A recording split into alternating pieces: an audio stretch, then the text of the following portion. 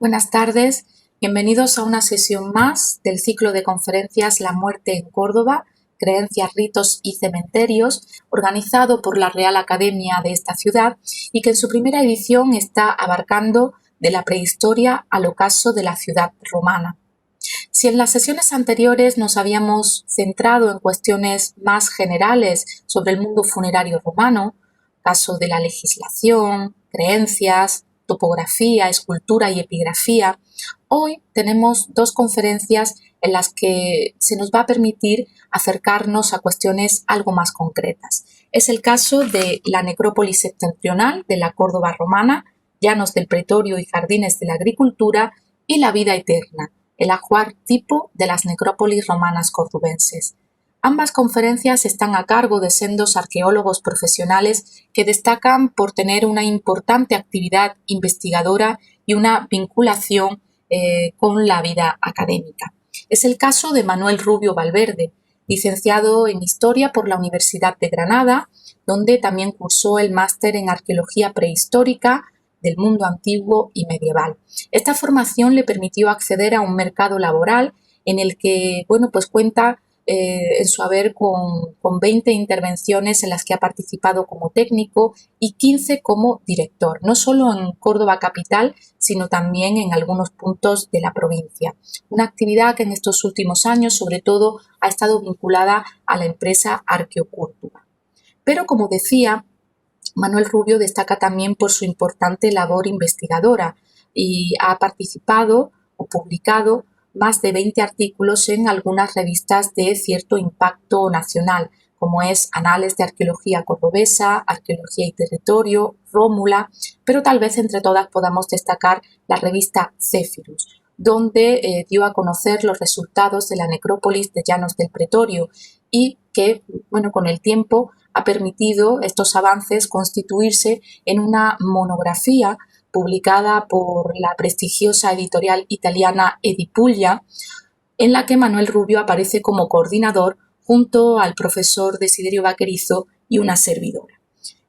En este caso, esta monografía pone de relieve la importancia de estas colaboraciones entre la empresa y el mundo académico, entre el mundo profesional y la academia. Gracias a este proyecto pudieron participar en el mismo multitud de investigadores especializados en cada uno de los aspectos necesarios para un análisis multidisciplinar y como hasta ahora nunca se había hecho de una necrópolis romana. En el caso de Sonia Vargas Cantos, ella ha estado siempre vinculada a la Universidad de Córdoba, tanto por su formación como licenciada, también los cursos de doctorado que realizó en su momento, pero sigue estando vinculada actualmente ya que sigue desarrollando su tesis doctoral centrada en los complejos cerámicos altoimperiales. Y es que si por algo se conoce en el mundo de la investigación a Sonia Vargas es por sus importantes aportaciones a los estudios cerámicos, una disciplina desde luego bastante árida para todos aquellos que se quieren acercar a ella, pero de indudable valor. Hoy día la arqueología no se puede entender sin un exhaustivo estudio cerámico que no solo permita adscribir culturalmente los hallazgos, sino, tal vez más importante, poder acotarlos en su cronología. Además, como arqueóloga profesional, destaca su faceta durante los años en los que estuvo activo el convenio entre la Gerencia Municipal de Urbanismo y la Universidad de Córdoba, de la que ella, de este convenio formaba parte, no solo como directora de multitud de actividades arqueológicas preventivas en la ciudad, sino también como apoyo a sus compañeros en ese repertorio cerámico.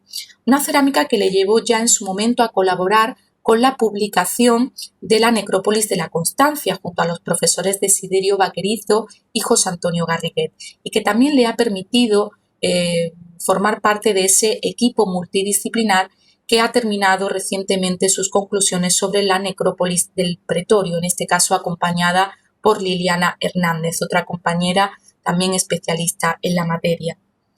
No quisiera terminar sin hacer una referencia a la última faceta profesional que está desarrollando Sonia Vargas, ya no solo como arqueóloga, sino como intérprete del patrimonio, vinculada más a la gestión cultural, con algún contrato en Arqueología Somos Todos o desarrollando sus propias líneas de trabajo como intérprete o guía de la Mezquita Catedral.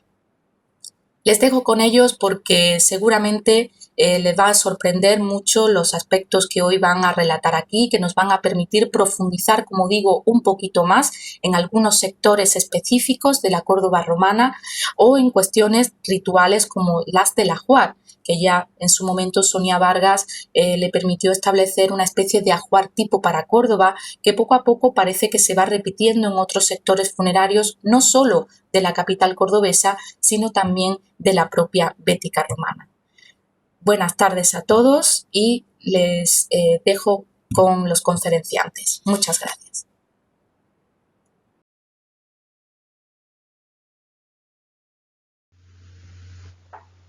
Buenas tardes.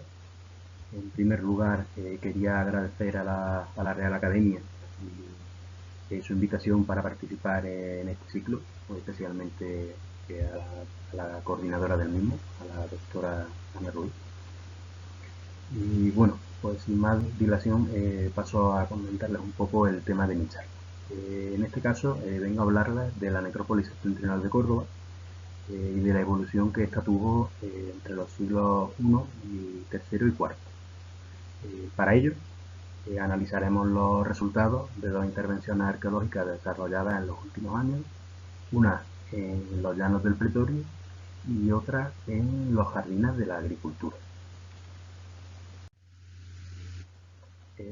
Los llanos del Pretorio, como todos ustedes sabrán, se sitúan poco al norte de los jardines de Colón, justo prácticamente enfrente de los aparcamientos de la actual sede de la Diputación, mientras que los jardines de la agricultura pues, se sitúan justo al sur de la Avenida de América y en ellos pues, actualmente se sitúa la sede de la Biblioteca Pública del Estado.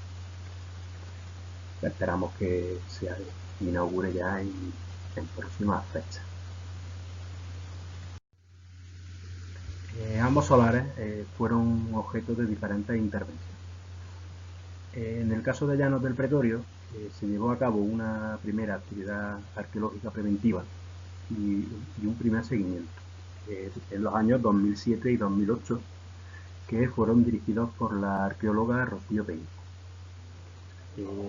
La crisis del ladrillo interrumpió los trabajos en el solar y no fue hasta 8 años después cuando se retomaron para concluirlo.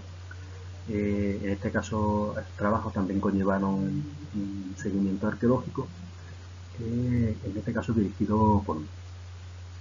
Fue en el transcurso de este segundo seguimiento arqueológico cuando se documentó el sector de necrópolis. Por su parte, en los jardines de la agricultura se llevaron a cabo dos intervenciones arqueológicas.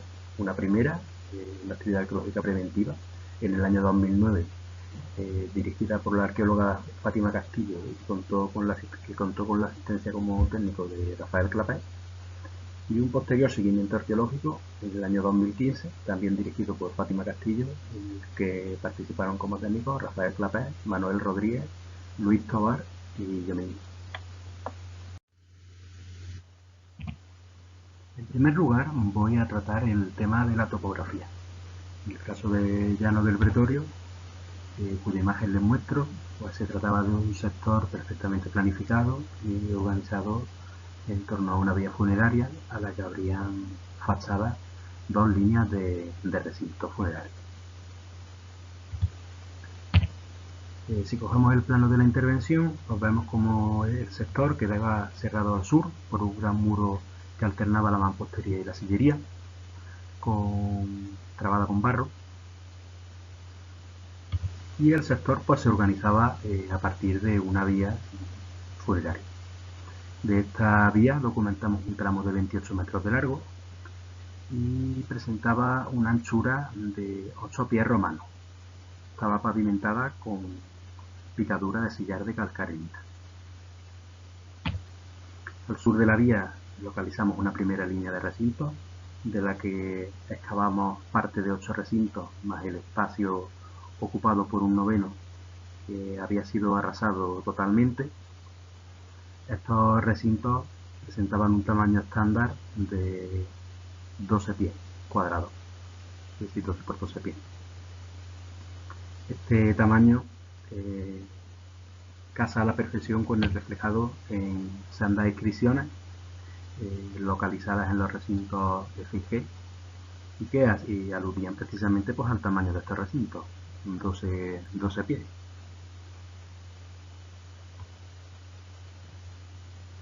Al norte de la vía documentamos una segunda línea de recintos, en este caso documentamos 5. 3 de ellos tenían las mismas dimensiones que los de la batería sur, es decir, de 12 por 12 pies, pero 2 de ellos se salían por completo de la norma. En este caso, pues interpretamos que se trataba de un espacio en origen abierto, no ocupado por recintos, y que en un momento posterior pues fue ocupado por enterramientos ante la falta de espacio para enterrarse. Es decir, para ello pues el espacio se dividió en 2 mitades exactas y bueno, pues comenzaron a enterrarse allí en este espacio.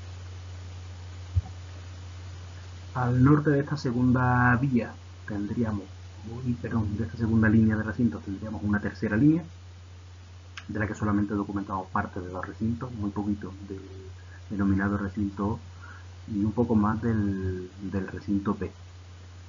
Aunque es poco el espacio excavado de ellos, nos permite plantear la existencia de una segunda vía al norte de ellos. ¿Por qué? Pues porque el recinto P apareció cerrado, los 3 laterales que documentamos estaban cerrados con muros de mampostería. Por lo tanto, pues, la entrada al mismo se efectuaría desde el norte y seguramente pues, desde otra vía. En el caso de los jardines de la agricultura, pues la topografía es totalmente diferente. El sector, pues este sector de necrópolis se situaba en las inmediaciones del paleocauce del arroyo del Moro, que se documentó durante la intervención. Al oeste del mismo se documentaron 33 enterramientos, mientras que al este del mismo se documentaron solamente 2. La causa es que en la parte este se localizaba una construcción previa, cuya funcionalidad desconocemos, y que posteriormente fue incluso reaprovechada como lugar de enterramiento, como más adelante veremos. En el caso del sector oeste, que es el que aquí les muestro, bueno, pues se trata de una topografía totalmente anárquica, en la que no hay ningún tipo de orden, los enterramientos se colocan sin ninguna organización, incluso las orientaciones de las tumbas son también muy variadas. ¿Qué conclusiones podemos sacar sobre el tema de la topografía?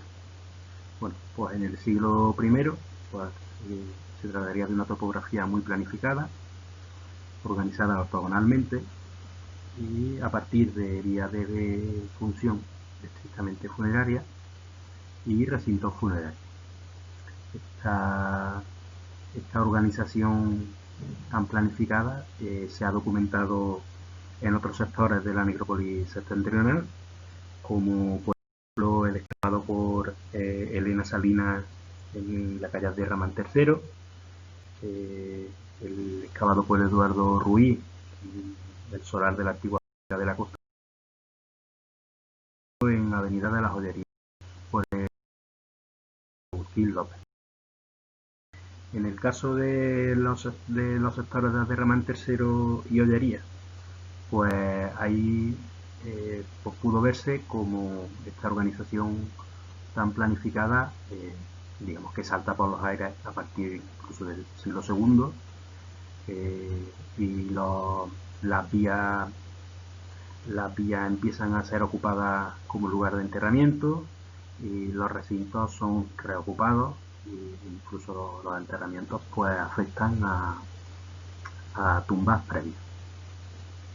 Ya en los siglos III y IV, bueno, pues por lo que hemos visto en los jardines de la agricultura, se trata de una topografía anárquica, sin ningún tipo de organización. En este caso, pues empiezan a ocuparse zonas que no estaban ocupadas anteriormente como zonas de necrópolis en nuevo, y también se reocupan espacios y edificios que en un primer momento pues tenían otra función. El caso que les comentaba de la construcción documentada en los jardines de la agricultura en el sector este, cuya continuación fue excavada por Agustín López en la avenida de Cervantes 22. En este caso se trataba de un edificio que perdió su funcionalidad inicial y que fue reocupado por enterramiento. En el caso de los jardines de la agricultura, pues esta reocupación fue documentada gracias a una tumba que reaprovechaba una canalización previa. El cuerpo fue enterrado en el interior de la canalización. Pasando al tema del ritual, en Llanos del Pretorio encontramos enterramientos tanto de cremación como de inhumación.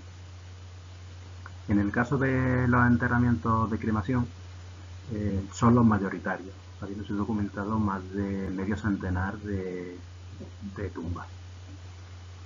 Estas cremaciones pues se llevaban a cabo en Ustrina, como el que lo muestro en la parte superior, que se localizaban en la parte central de los recintos.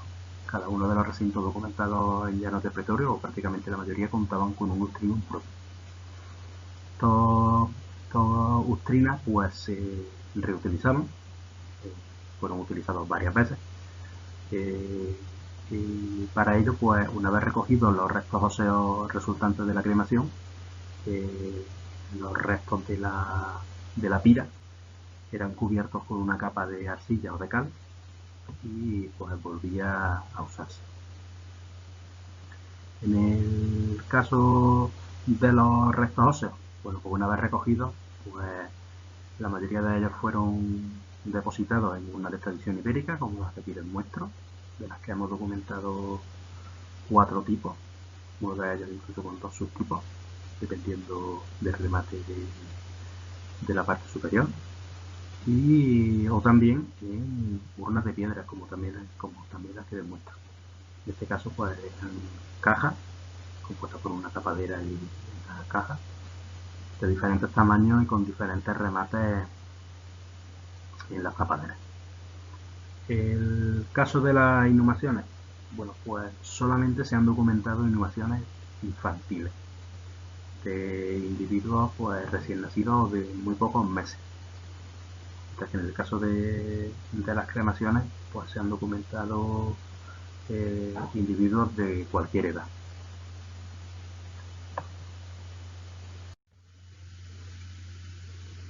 Por su parte, en los jardines de la agricultura, pues solamente documentamos inhumaciones.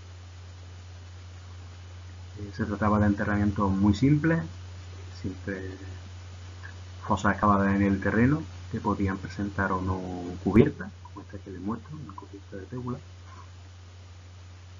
Y solamente hay un par de casos más excepcionales, el que ya les comentaba del enterramiento que reaprovechaba una canalización previa, y el que les muestro aquí, en el que el cadáver fue introducido en un sarcófago de plomo,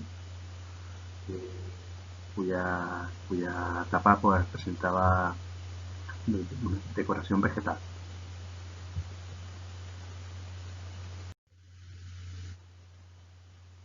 Pasando al tema de los ajuares, en Llanos del Pretorio se documentaron ajuares en 33 de las 64 tumbas con restos humanos. Los más numerosos eran los ungüentarios de vidrio, de los que excavamos prácticamente una treintena, de los que destaca pues el perfecto estado de conservación que presentaba. La cerámica también forma parte de los ajuares. Documentamos 3 conjuntos de cerámica tipo Peñaflor, de la que creo que mi compañera Sonia Vargas en la siguiente conferencia pues nos hablará largo y tendido, aunque también aparecieron pues ajuares de cerámica común o de paredes finas.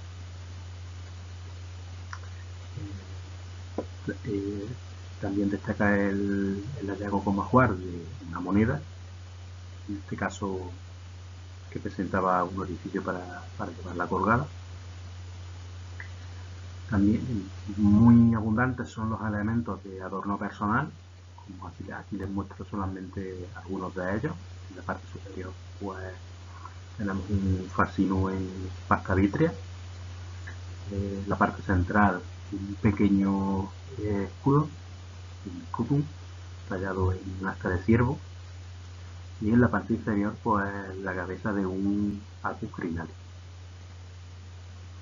Por último también destaca la aparición de numerosos clavos en una de las tumbas, en este caso clavos de muy pequeño tamaño. En los jardines de la agricultura, bueno, pues vemos que en el tema de los ajuares se repiten bastante, no tanto en el número en el que aparecen en uno y en otro lado, pero sí en los tipos de ajuares. Por ejemplo, los ungüentarios que veíamos en Llanos del Pretorio aquí también aparecen, aunque solamente recuperamos un único ejemplar. La cerámica también es usada como ajuar, en este caso cerámica común, cerámica tipo Peñaflor para esta tecnología pues ya había desaparecido por completo. Las monedas son bastante más comunes que en Llanos del Pretorio, aparecieron en varios enterramientos. Los elementos de adorno personal también hicieron acto de presencia. Les muestro, por ejemplo, un pequeño espejo, 2 cuentas de collar y varias agujas. Y también pues varios enterramientos contaban con clavos. En el caso de las monedas y los clavos, nos introducen un poco en el tema también de ciertos rituales. Con respecto a las monedas, pues siempre se ha aludido al pago de a Caronte para explicar su aparición. En el caso de los clavos, pues bueno, siempre se ha aludido a un par de explicaciones.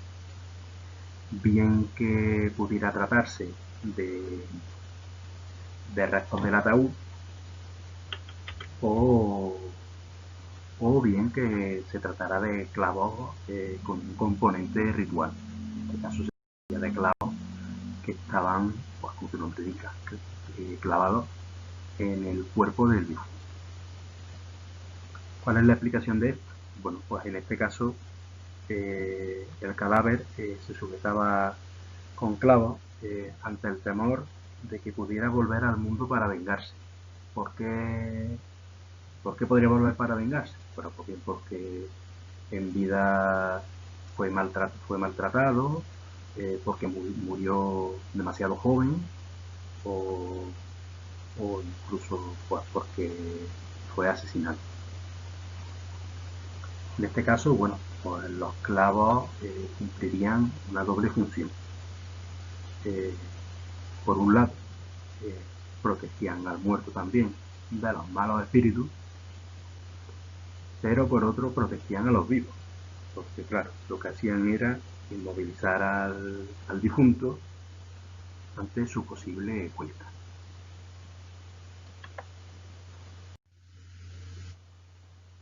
Otro culto bastante interesante, documentado en Llanos del Pretorio, es el posible culto a Mana Genita.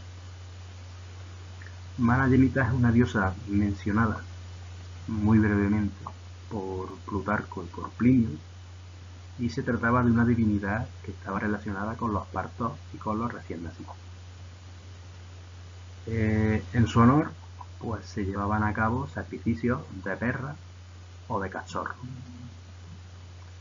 Y mientras tanto, mientras se llevaba a cabo los sacrificios, pues se decía que de todo lo que nace en la casa, nada llega a ser bueno. En este caso, bueno sustituiría a muerto, que era una palabra que procuraban no pronunciar.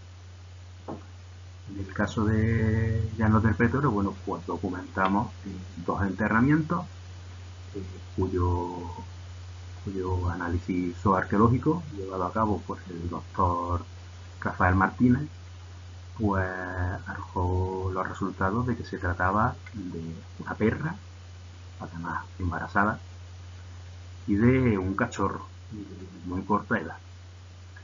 Fueron enterrados en solitario, sin estar en relación con ninguna tumba humana.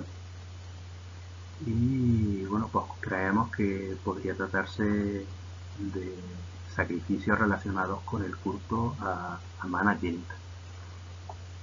En el caso de estas dos tumbas, en los dos recintos en los que se hallaron, se han hallado también diferentes enterramientos infantiles de niños recién nacidos muertos, y podría tratarse de un sacrificio realizado después de la muerte de algunos de estos recién nacidos, pues para pedir que ese mal parto pues no volviera a repetirse. También tenemos otro tipo de culto, en este caso a las divinidades infernales. En este caso, pues este culto lo conocemos gracias a la aparición de 3 tablillas de maldición, 3 tablas de maldición, que fueron documentadas en 2 recintos de Llanos del Pretorio. Hay varios tipos de decisiones, como comentó el profesor Vaquerizo en su intervención de estos días atrás. No voy a pararme a comentar cada uno de los tipos. Solamente comentar que en el caso de las de Llanos del Pretorio apareció una decisión judiciaria. En este caso, pues la persona que la encargó pues se enfrentaba a un juicio que probablemente no llevaba las de ganar, y pues en esta tablilla pues lo que pedía era que los diferentes testigos, a los que nombra por su nombre para que estas divinidades no se equivoquen, pues pide al que algunos se queden mudos y otros pues que directamente yazcan muertos, y de que se mueran y por lo tanto pues no puedan testificar. En los otros dos casos, bueno, pues se tratan de dos listas de nombres cuya maldición pues suponemos que el mago pues pronunció en voz alta y que pues no quedó escrita en la tablilla. El caso del edificio C es muy curioso porque a esa lista de nombres aparece la frase Annai Kisut, es decir, toda esa lista de nombres son Annai, que son Annai. Por lo tanto, se trataría de toda una serie de personas que bien serían libertos o esclavos de la familia de los Annai, de la familia de los Semka. Para terminar, bueno, pues quería comentar ¿quiénes fueron aquí enterrados en estos dos sectores de necrópolis? En ambos casos, pues se trata de personas de un estamento social bajo, con enterramientos pues muy simples.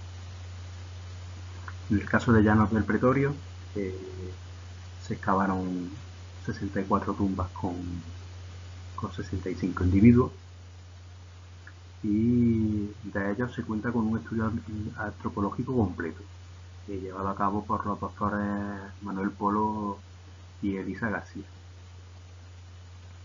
El estudio antropológico pues, nos indica que el 26% de las personas allí enterradas pues, tienen entre 0 y 6 años, el 6,15% entre 13 y 20 años, la gran mayoría, un 64%, más de un 64%, tenían entre 20 y 40 años, y solamente un 3% tenían más de 40 años, entre 40 y 60, pero ninguno pasaba de los 60 años. Con respecto al sexo, bueno, pues un 46,3% eran mujeres y un 35,2% eran hombres. El resto no pudo determinarse la edad. En el caso del sexo, está referido a los enterramientos de cremación, puesto que en las inhumaciones infantiles no es posible discernir si se trata de hombres o mujeres. En el caso de Llanos del Pretorio, incluso conocemos la identidad de una de las personas enterradas. En este caso se llamaba Basa. La conocemos gracias a la inscripción que su marido le dedicó. Y bueno, pues sabemos que en este caso Basa pues falleció con 35 años. La inscripción estaba embutida en un cipo de calcarenita, y una vez retirado el cipo para su depósito en el museo, bueno, pues la tumba estaba debajo. En este caso se trataba de una urna de tradición indígena, y bueno, pues el estudio antropológico pues efectivamente confirmó que se trataba pues de una mujer con ese rango de edad. En el caso de los pues se excavaron 35 tumbas con 35 individuos. Sin embargo, aquí solamente contamos con el estudio antropológico de un único individuo. Se trata del individuo que apareció en el sarcófago de plomo, y este estudio antropológico fue llevado a cabo por la antropóloga Úrsula Tejedor. Gracias al mismo, bueno, pues sabemos que se trataba de un hombre que tenía entre 23 y 27.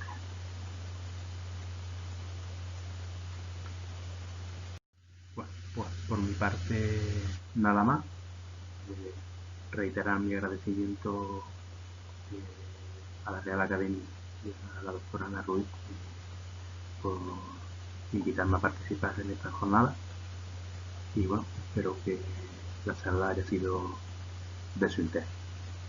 Buenas tardes.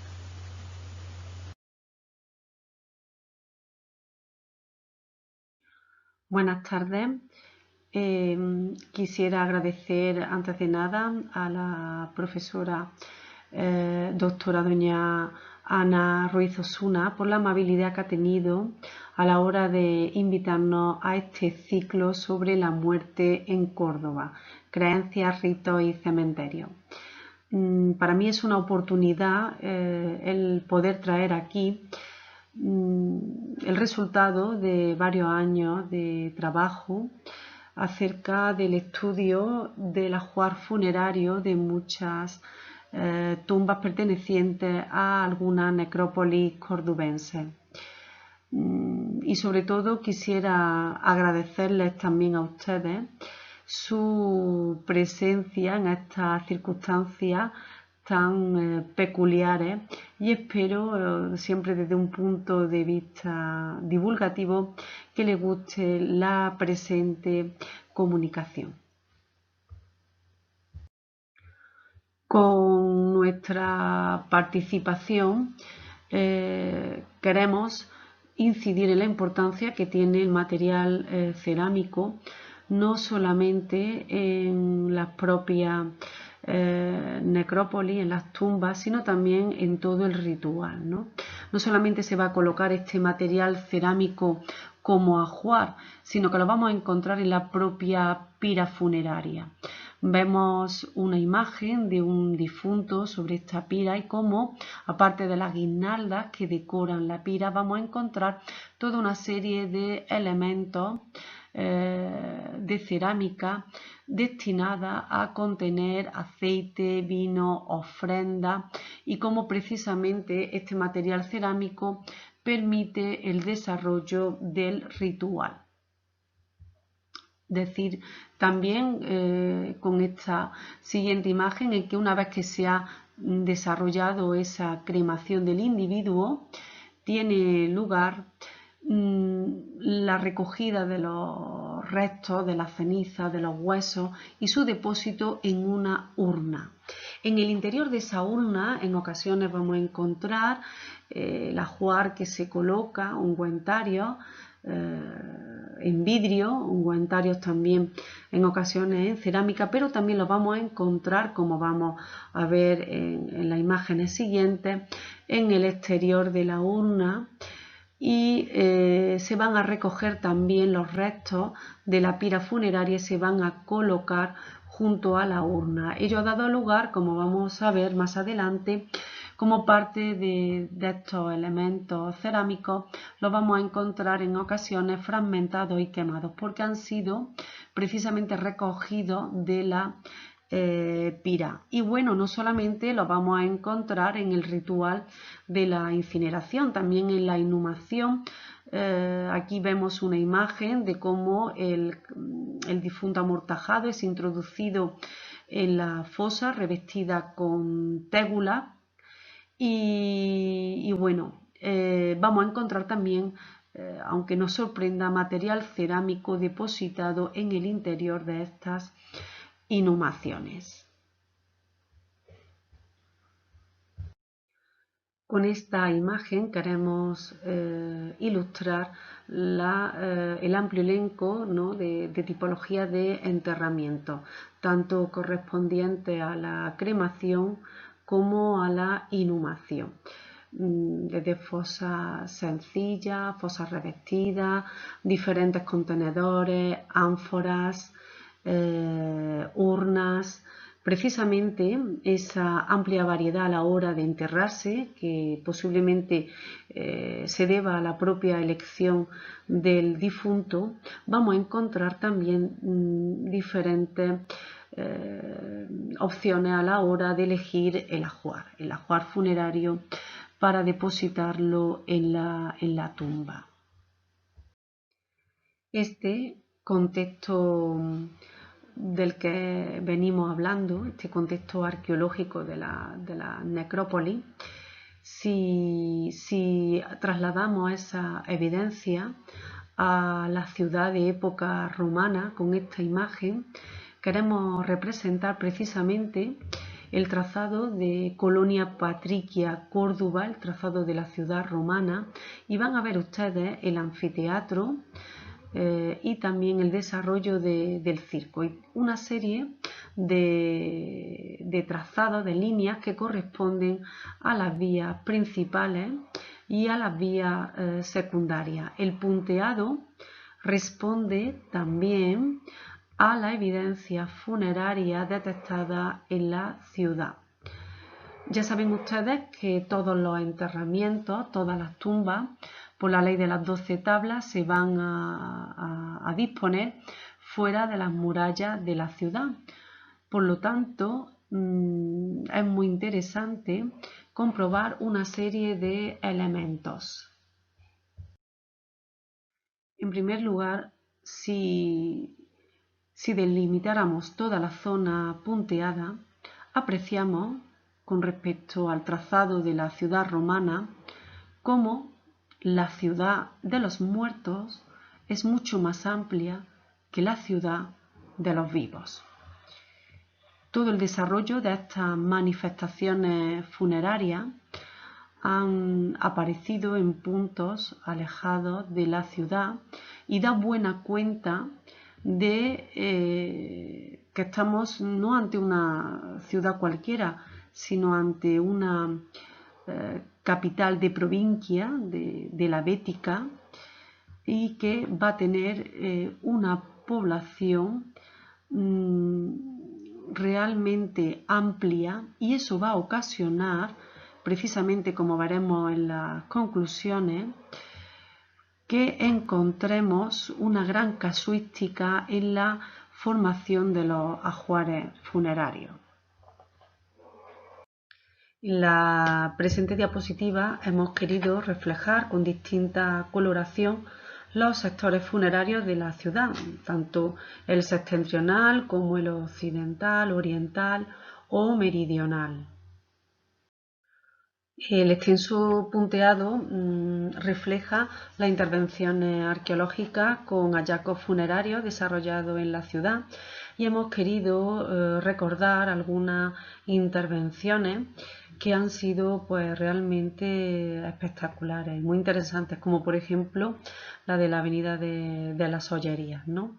No se han podido estudiar todas las intervenciones de la ciudad, sí algunas de ellas, las que cuando aparecieron o se realizaron el hallazgo de tanto monumentos funerarios como los enterramientos, era idóneo su estudio. Un ejemplo de ello sería la Constancia, que realmente pues aparecieron tumbas tanto de incineración como de inhumación, muy interesantes. El pretorio, que hemos tenido ocasión de estudiar hace poco, el hallazgo de Maxa, un recuerdo muy especial a Camino Viejo de Almodóvar. En fin, son intervenciones que el material arqueológico ha aportado luz sobre esa idea de ajuar tipo. Y aquí tenemos precisamente en esa idea de ajuar tipo las intervenciones arqueológicas que más luz han arrojado sobre este aspecto. Como hemos indicado, la necrópolis de la Constancia fue la primera de ellas que fue analizada y que puso sobre la pista, ¿no?, de la presencia de un patrón en el desarrollo de estas necrópolis altoimperiales, y fundamentalmente centrada en el siglo I, en época Julio-Claudia. Esta necrópolis fue estudiada y publicada, salió a la luz en el 2004, y desde aquí queremos agradecer a su arqueólogo director, don Eduardo Ruiz Nieto, que tuvo la amabilidad de ceder la información para desarrollar la pertinente investigación arqueológica, de la mano también del profesor y catedrático don Desiderio Vaquerizo y del profesor don José Antonio Garriguet, que junto a la que aquí suscribe esta línea o estas palabras, hicimos el estudio completo de la necrópolis. Para los más profanos en la materia, indicarles que bueno, pues la necrópolis, el cementerio, se va a organizar normalmente en recintos funerarios, en espacios donde vamos a encontrar las tumbas tanto de incineración como de inhumación. Podríamos decir que nuestras prácticas funerarias se asemejan de nuevo a las prácticas del mundo romano, puesto que durante un periodo, no hace mucho, la incineración no se contemplaba, se hacía directamente siempre la inhumación. Bueno, pues en el siglo I, tal como hoy, vamos a encontrar recintos funerarios donde aparecerían inhumaciones y cremaciones, ¿no? Normalmente siempre va a predominar, o vamos a constatar, el predominio de la incineración. Vemos una imagen de la intervención arqueológica, de la planimetría y las 53 tumbas que fueron excavadas. 32 de ellas tenían ajuar cerámico, 8 de ellas no presentaban ajuar y 13 tumbas pues, no tenían depositado material cerámico, ajuar funerario. Esto, que este caso concreto de la necrópolis de la Constancia, este fenómeno se traslada al resto de necrópolis, ¿no? Hay una pluralidad total, no hay un patrón que se repita de manera continua, es decir, que hay una elección total por parte del difunto a la hora de elegir el ajuar funerario y dentro de esa elección sí hay una tendencia que es lo que hemos denominado como ajuar tipo y volvemos a decir que precisamente es aquí en la Constancia cuando parece evidenciarse.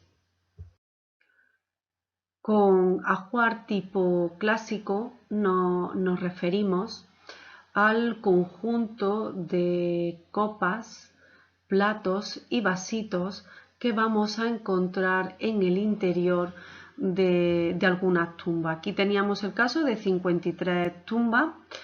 Hemos visto cómo 32 de ellas van a depositar diverso material cerámico, pero vamos a encontrar ese patrón que se repite en 9.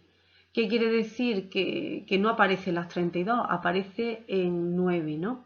Pero bueno, no deja de ser indicativo porque no solamente sería en la Constancia, sino en más necrópolis, con un pequeño porcentaje. Pero vemos cómo hay un predominio del uso de este material, ejemplificado, como hemos dicho, en platos, vasos y vasitos. Vemos también restos de ungüentarios en vidrio que están rubefactados, ¿no? por el fuego.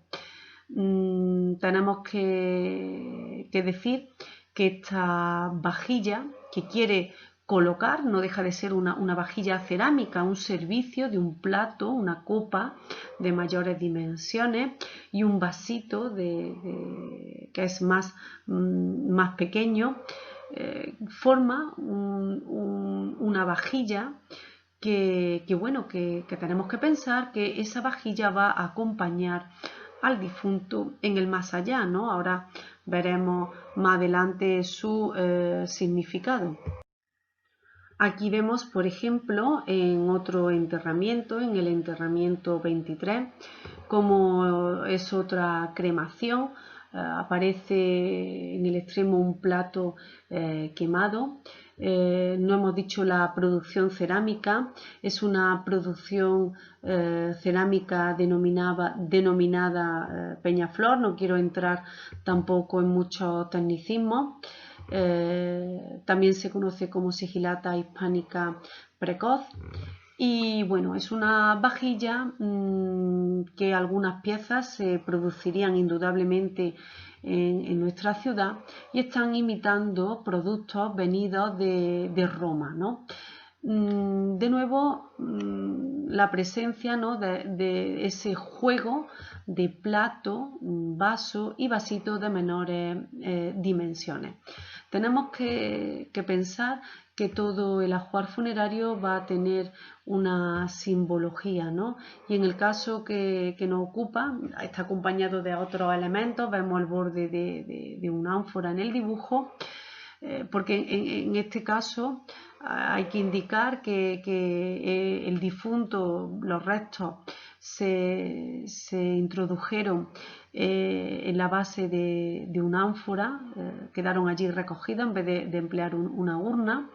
Y bueno, como decíamos, hay un deseo por parte del difunto de tener una vajilla, porque tenemos que pensar que el más allá para el difunto era un paso para otra vida, ¿no? No suponía la muerte, sino la pervivencia en el más allá, y en este sentido, pues él iba a necesitar de esta vajilla cerámica. Aquí tenemos un ejemplo del enterramiento 37, en este caso no una incineración, sino una inhumación. Vemos al individuo cómo presentó en el interior de la fosa lo que sería el ajuar funerario, compuesto por un plato.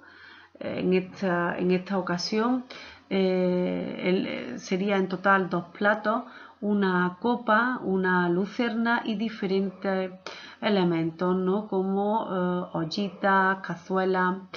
Hemos dicho, el patrón tipo va a ser el juego compuesto por plato, vaso y vasito, pero también nos vamos a encontrar la presencia de 2 platos y una copa, que en este caso se le añaden más elementos. Ya hemos dicho que el ajuar tipo no lo íbamos a encontrar de manera reiterativa en todas las tumbas, sino que lo vamos a hallar en algunas de ellas, esa tendencia a su presencia, pero que van a jugar no solamente con el empleo de plato, vaso y vasito, sino que también en otras ocasiones van a añadir más elementos, como en este caso una lucerna de venera. Y bueno, decirles que la lucerna va a simbolizar a la luz, ¿no? Es el elemento que va a ayudar en ese camino a llegar al más allá, y el elemento que va a permitir iluminar al difunto en su otra vida. Aquí tenemos otra imagen de enterramiento tipo del enterramiento 38, donde de nuevo aparecen, junto con otros elementos, la presencia de platos y de copas. Vemos siempre más ilustrativo lo que es la restitución de las piezas mediante el dibujo, y aquí pues se ve cómo curiosamente íbamos a encontrar 2 platos tapadera. También encontramos 3 platos y 3 copas, ¿no? En total 8 piezas. Siempre el plato acompañado de la copa por la función de vajilla que ejerce. Y aquí vemos una de las tumbas más interesantes de la constancia, el enterramiento 25, donde pueden ver ustedes lo que sería la señalización de la tumba a la izquierda y a la derecha. Ven ustedes perfectamente cómo se trata de un bustum, es decir, en el interior de la fosa se realizó la incineración y luego se depositó el ajuar. ¿Por qué fue tan interesante? Pues porque la verdad muestra una gran riqueza en elementos. Ven aquí como en este caso van a emplear material importado. Las piezas cerámicas eran sigilata gálica, y la sigilata gálica va a sustituir en este caso la sigilata hispánica precoz, que era un producto local, ¿no? En esta ocasión viene de la Galia, y lo que sí hacen, aunque venga de la Galia, es precisamente emplear plato, copa y de nuevo otra copita de menores dimensiones, ¿no? El concepto de servicio de mesa, de vajilla, y de nuevo el empleo, como decimos, de este juego, ¿no? Aparte se le añaden lucernas, jarros, ungüentario, había incluso una cajita de plomo. Como decimos, fue un enterramiento muy interesante por todo el material cerámico que aportó. Y en este caso tenemos otra incineración, el enterramiento 10.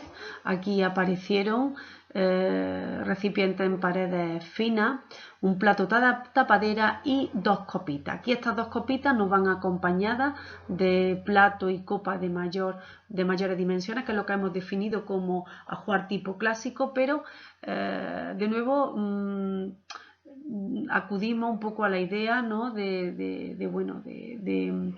heterogeneidad, ¿no?, en la conformación de los ajuares funerarios. Aunque hay una pauta que suele darse, no es siempre la que se repite, ¿no?, puesto que en ocasiones el difunto se desmarca y elige otras piezas, ¿no? Los vasitos en paredes finas serían vasitos destinados a beber, y vemos también el extremo de una lucerna.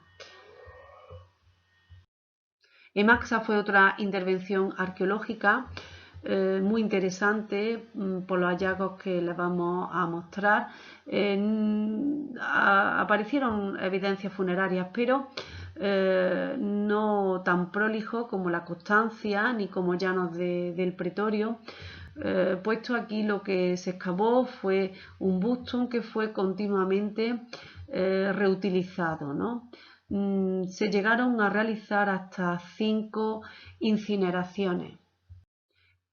En la primera de ellas ven ustedes el material cerámico, la ceniza y la presencia en este caso, de 2 platos, 2 vasos y 2 platos tapadera, como habíamos visto en la Constancia. Pero a ello se le añade lucernas, lebrillos, orzas, y vemos también un ungüentario en vidrio. La cronología esbozada fue de época de Claudio, a tenor del análisis del material arqueológico. La segunda incineración, vemos una imagen de ella, presentaba en este caso 4 platos con sus 4 copas y 3 copitas de menores dimensiones, 2 lucernas y lo que sería la urna y una horcita.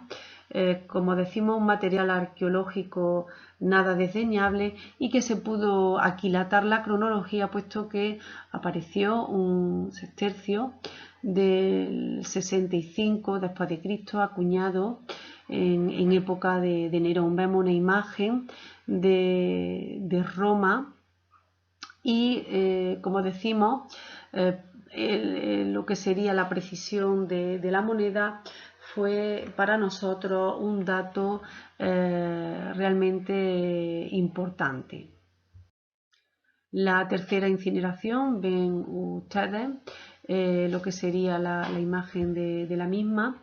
De ella se pudo recuperar la urna, una lucerna y un plato tapadera, ¿no? Hemos querido, aunque no presenta el ajuar típico, pero el interés del hallazgo, pues hemos querido presentar a ustedes el desarrollo de las 5 incineraciones.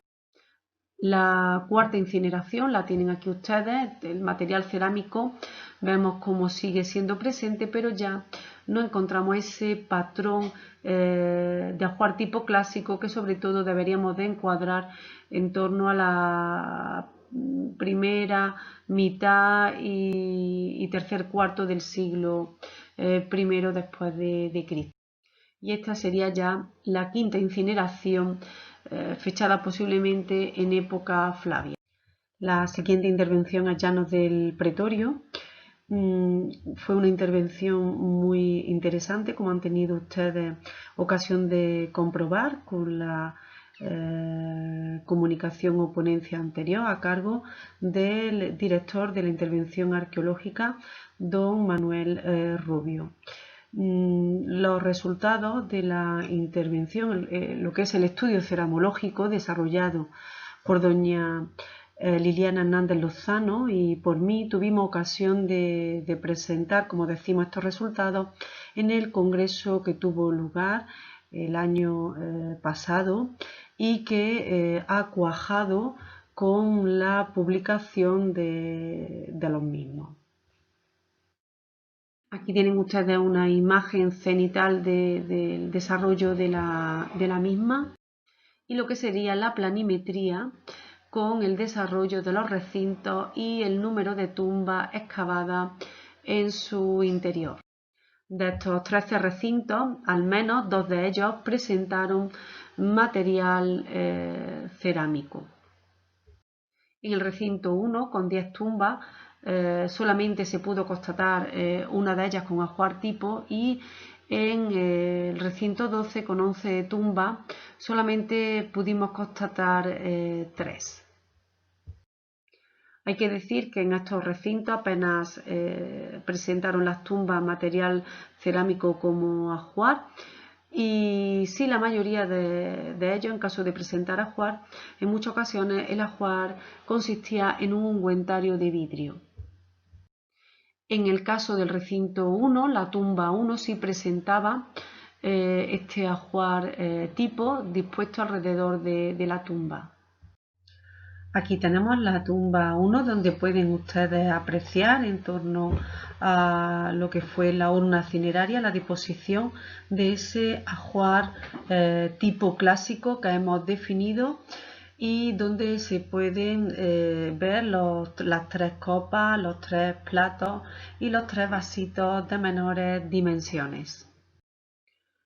Como hemos indicado, en el recinto 12 también vamos a encontrar ajuares funerarios, que en este caso lo van a conformar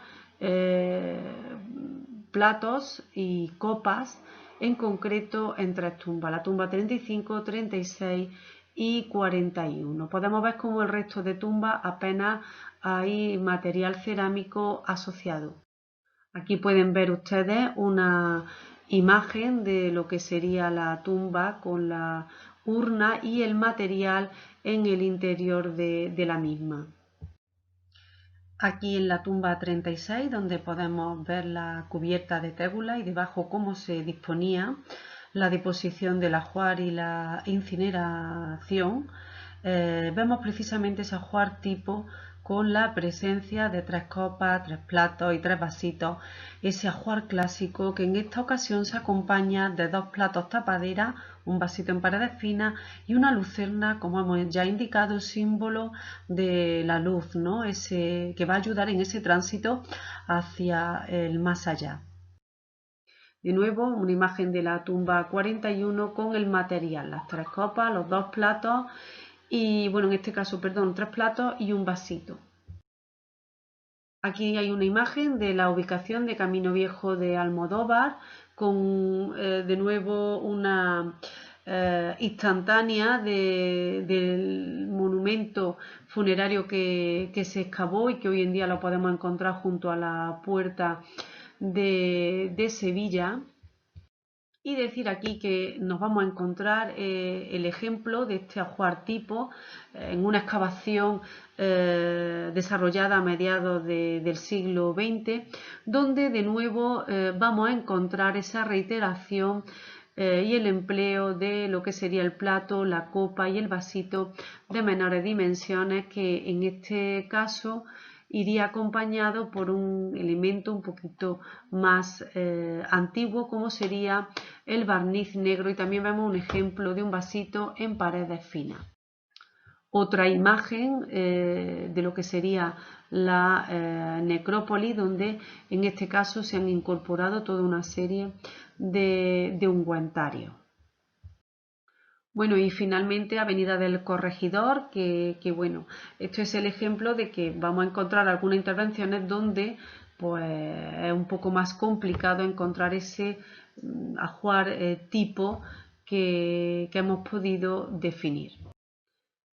Pero que bueno, esta necrópolis va a aportar elementos muy interesantes como el desarrollo de un gran ustrina, donde se van a ir desarrollando toda una serie de cremaciones, y como no por ello vamos a dejar de ver toda una serie de elementos a modo de posiblemente de ofrenda que habría estado en la pira, puesto que nos vamos a encontrar elementos que van a estar quemados, y encontramos lo que serían los platos tapadera, los platos en sigilata hispánica precoz, las copitas, toda una serie de ungüentarios, hasta 21 ungüentarios se llegaron a recuperar. Es decir, aunque no se va a definir el ajuar clásico de copa, plato y vasito, sí van a aparecer todos estos elementos como ofrenda en estas ustrinas. Y aquí una imagen clásica un poco que ilustra, ¿no?, esas creencias del romano en el más allá, donde él tiene que tener su lugar de enterramiento, tiene que evocar el hogar, ¿no?, el hogar donde va a reposar su alma, y por eso vamos a encontrar como todas estas tumbas van a tener una idealización, un esquema de casa, ¿no? Vemos dos tégulas que representan, podríamos decir, una casa, ¿no? No olvidemos las techumbres de las casas romanas, y en el interior, si levantáramos la cubierta de esas tégulas, vemos los restos del individuo incinerado y de cómo se ha colocado como ajuar lo que sería una lucerna y un ungüentario de vidrio. Ya estamos en el tránsito del siglo I al II, donde esa heterogeneidad en la composición de los ajuares se evidencia, sobre todo en el paso del tiempo, y ya se va perdiendo ese esquema de ajuar tipo compuesto por plato y vasija. Habíamos visto en la constancia cómo aparecía material cerámico, inhumaciones. Aquí en Corregidor exactamente igual vamos a encontrar incluso sigilata hispánica de tricio, ¿no?, en el interior de la inhumación, y no solamente lo que sería un gran plato, sino también una lucerna, ¿no? Y bueno, y un vasito muy interesante con decoración pintada que evoca a la cerámica de tradición indígena. Por lo tanto, vemos cómo la presencia de vajilla, la presencia de cerámica va a ser habitual, no solamente en las incineraciones, sino también en las inhumaciones de época altoimperial. Y bueno, vemos aquí por el hallazgo de nuevo, le tenemos un gran cariño, sobre todo con esta imagen recordar a doña Isabel Gutiérrez Deza, que excavó conmigo lo que fue la necrópolis de Corregidor, y que a ella se debe precisamente la presencia de estas terracotas en una tumba infantil con una serie de muñequitas. El profesor Vaquerizo lo ha estudiado en profundidad, y aquí vemos una imagen, ¿no? Vemos esa riqueza, esa pluralidad a la hora de conformar los ajuares, y cómo también va a depender en ocasiones, ¿no?, el tratarse un individuo infantil, cómo se puede modificar la composición del ajuar. Y bueno, una última instantánea de Avenida del Corregidor, donde sí vamos a ver depositado la presencia en ocasiones del plato, del platito, de lucernas, como tenemos ocasión de verlo aquí en detalle. Y por último hemos querido, para finalizar, traer esta imagen de Colonia Patricia Córdoba, un poco para ejemplificar nuestras conclusiones. No debemos de olvidar que estamos en la capital de la Bética, que era una de las provincias más ricas del Imperio Romano, y bueno, van a venir gentes de todos los rincones del imperio. Era una ciudad, como decimos, muy rica, muy dinámica, y precisamente se va a evidenciar en las prácticas funerarias esa gran diversidad, esa heterogeneidad. Aunque hemos apreciado cómo en el siglo I, en el momento central del siglo I, hay un ajuar tipo que lo distinguimos en algunas necrópolis, en algunas tumbas, pero realmente la nota dominante va a ser la elección del difunto y la heterogeneidad en la composición de los ajuares funerarios, ¿no? Este ajuar tipo de plato, vaso y vasito no lo vamos a encontrar ni mucho menos en todas las tumbas, sino en algunas de ellas, ¿no? Y como decimos, responde ante todo a la libre elección del difunto, que en un momento dado elige esta vajilla para aprovisionamiento en su vida en el más allá, ¿no? Él tiene que garantizar su estancia en ese mundo desconocido, y sobre todo también el poder participar luego en las festividades que van a venir después de la muerte y después del entierro, ¿no? Toda una serie de festividades que van a desarrollar la familia y que van a compartir con el difunto a través de los banquetes funerarios. También aquí la vajilla va a ejercer una labor muy importante y va a aparecer en las diferentes colmataciones de las necrópolis excavadas. Finalmente, mostrar mi agradecimiento de nuevo a la doctora Ruiz Osuna por habernos invitado y espero que le haya gustado esta presentación. Buenas noches y un saludo a todos.